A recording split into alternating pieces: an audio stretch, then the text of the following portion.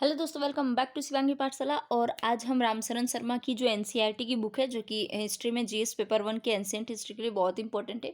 ये बुक उन लोगों के लिए ज़्यादा इंपॉर्टेंट है जो मतलब एनसीईआरटी से नहीं पढ़ते। अच्छा, इसमें और इससे पढ़ने में और एनसीईआरटी पढ़ने में मतलब क्या नुकसान या फ़ायदा है? देखो, एनसीईआरटी जो बुक है उसमें ये है कि आपको कोई भी चीज़ एक जगह नहीं मिलेगी। अगर आप 6-7 की एनसीईआरटी पढ़ोगे तो आपको उसमें स्टोन एज के बारे में मिलेगा। फिर आप उधर जाओगे 11th-12th में तो फिर आपको थोड़ा-सा उधर मिलेगा।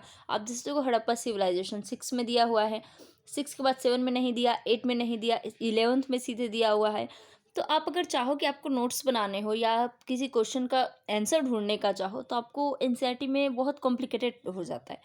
तो इसके लिए हम देखेंगे कि जो रामचरण शर्मा की एनसीईआरटी है, जो कि बहुत इंपॉर्टेंट है, इसको खरीदी मैंने 2 साल पहले थी, लेकिन अब लग रहा है कि पढ़ पढ़ लेना चाहिए।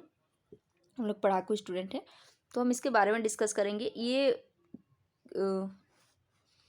आप देखोगे इसको, देख लो पीला-पीला हो गया है बेचारा, बिना पढ़े लिखे। हाँ, तो इसमें आपको बहुत सारे टॉपिक्स दिए हुए हैं, जैसे कि इसमें आपको हड़प्पा सभ्यता के बहुत पहले से स्टार्ट किया हुआ है, जो कि हम लोगों को नहीं पढ़ना। जैसे प्राचीन भारत के इतिहास का महत्व, प्राचीन भारत के आधुनिक इतिहासकार, ये चीज़ें मैं जब ऑप्शनल के लिए पढ़ रही थी ना, तो मुझे पता चला कि अच्छा, इन चीज़ों का काम ऑप्शनल में ज़्यादा है। आपको जीएस के लिए इन सारे चैप्टर्स का कोई काम नहीं है। यहाँ तक कि आपको पता होगा, जीएस पेपर 1 में तो एंशिएंट और मेडाइवल से बहुत कम क्वेश्चंस भी कम आते हैं, लेकिन फिर भी पढ़ लेना चाहिए, क्योंकि अगर क्वेश्चंस आ गए तो आप क्या करोगे? मान लो अगर आज आपके पास आप इस बार एग्जाम देने गए और आपको एंशिएंट और मिडाइवल के क्वेश्चंस आ गए, तो आप क्या करोगे? आप ऐसा छोड़ के आओगे क्वेश्चंस और अगली बार फिर सारा पढ़ के जाओगे? तो उससे बेहतर है कि हम आज से ही सारा पढ़ें। तो आप देखोगे इसमें हड़प्पा संस्कृति से स्टार्ट है। हड़प्पा के बाद आर्य है, ऋग्वैदिक है, उत्तर वैदिक है, जैन है, बौद्ध है, मगध का उदय है।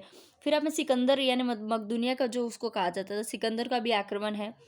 बुद्ध काल में आपको जो भी चीज़ें मिली थी, राज्य व्यवस्था, वर्ण व्यवस्था है, ये बुद्ध काल का उदय क्यों हुआ, वो एक हम कहते हैं ना, द्वितीय नगरीकरण क्यों हुआ, उसके बारे में भी डिस्कस है।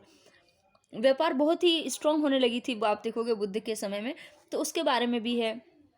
फिर बुद्ध के साथ साथ जो बढ़ रही थी, मौर्य काल के बारे में है, मौर्य शासन का महत्व क्या था, एशिया से हमारे कौन कौन से रिलेशन जुड़ने लगे थे।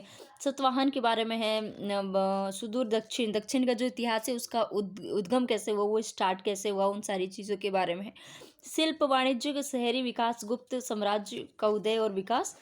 और इसके बाद है गुप्त काल में जनजीवन है, पूर्वी भारत में सभ्यता का प्रसार है, हर्ष का काल है। फिर दर्शन का विकास, ब्राह्मणीकरण, ग्रामीण विस्तार, किसान विरोध, प्रतिरोध, ये सब दिया हुआ है।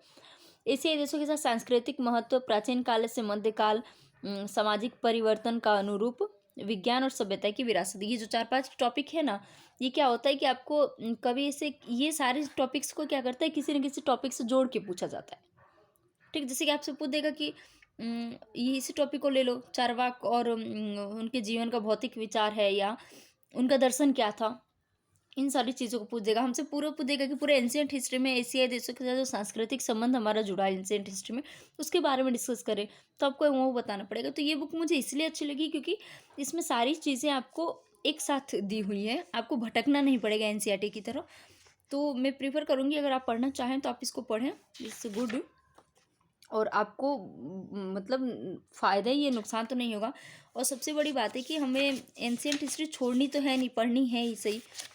तो अगर हम पढ़ के जाएँ, चीज़ों को एक साथ करके जाएँ, तो उसमें कोई नुकसान नहीं है। जैसे कि मैं आपको एक चीज़ और दिखा देती हूँ, आपके लिए अच्छा होगा, मेरे लिए भी अच्छा ही है। जैसे मान लो आपसे हड़प्पा सभ्यता पे क्वेश्चंस आ रहे हैं, तो आप हड़प्पा सभ्यता को कैसे डील करोगे, या क्वेश्चंस को कैसे फ्रेम करोगे। तो इसमें बहुत अच्छी चीज़ दी हुई है कि आपको एक पूरी सभ्यता का पहले परिचय इन्होंने दिया है, फिर आपको आराम से सभ्यता का परिचय है, कुछ शहर के बारे में दिया है, अगर आप इमेज में फोकस करते हो। फिर इन्होंने पूरा एक वो कहते हैं ना कि पूरा एक फाउंडेशन बनाया एक सभ्यता का, और उस सभ्यता के ऊपर फिर उसका शहरी योजना संरचना, ये यूपीएससी में क्वेश्चन आ चुका है। फिर कृषि के बारे में दिया है हुआ है, पशुपालन, कारीगर, शिल्प, व्यापार, राजनीतिक, सामाजिक संगठन, मतलब कहीं से कोई टॉपिक इन्होंने छोड़ा नहीं है। धार्मिक परंपराएं, पुरुष देवता, वृक्ष पूजा, माप तौल, हड़प्पा लिपि। और इसके बाद ही इन्होंने अंत के बारे में डिस्कस किया है, टेराकोटा के बारे में डिस्कस किया है। सबसे अच्छी चीज़ जो मुझे ये लगी कि ये चीज़ें मैंने एनसीईआरटी में बहुत ढूंढी, लेकिन मुझे ढंग से मिली नहीं, परिपक्वता जो कि क्वेश्चंस पूछते हैं ना कि एक कोई भी सिटी या कुछ भी बनता है तो एक उसका प्री एज होता है, फिर वो डेवलप होता है, उसके बाद वो फिर धीरे धीरे खत्म होने लगता है, पोस्ट होने लगता है। तो वो सारी चीज़ें परिपक्वता के बारे में दिया हुआ है। उत्तरी शहरीकरण का दिया हुआ है, मतलब कि जब ये सिविलाइजेशन खत्म होने लगी, नए लोगों का आगमन इस सिविलाइजेशन में कैसे होने लगा, कैसे हमें दिखने लगा, उन सारी चीज़ों के बारे में दिए। तो ओवरऑल जैसे कि ये क्वेश्चन शायद ये मेंस में कभी पूछा गया है। हड़प्पा संस्कृति वैदिक थी या हड़प्पा संस्कृति आर्य, मतलब अपनी अलग सिविलाइजेशन थी, या वैदिक थी, या आर्यों की थी, या संथालों की थी, बहुत सारे क्वेश्चंस होते हैं, उन सबको इन्होंने कनेक्ट किया है। तो आपको एक टॉपिक के लिए बहुत भागना फिरना नहीं है, आप कर लोगे आराम से। हर तरीके से एग्जामिनर जैसे सोच सकता है वैसे इन्होंने सोचा है और नोट्स बनाए हैं। तो मुझे बुक बहुत अच्छी लगी। आप पढ़ो और विश्वास करो, आप जैसे ही एक दो टॉपिक पढ़ोगे और आप जब क्वेश्चंस देखोगे तो आपके क्वेश्चंस मैच करेंगे। क्योंकि मैंने भी इसको पढ़ा, फिर उसके बाद मैंने क्वेश्चंस देखे।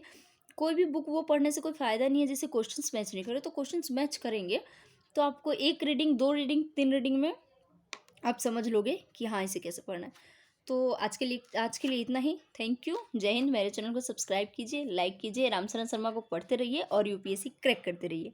जय हिंद।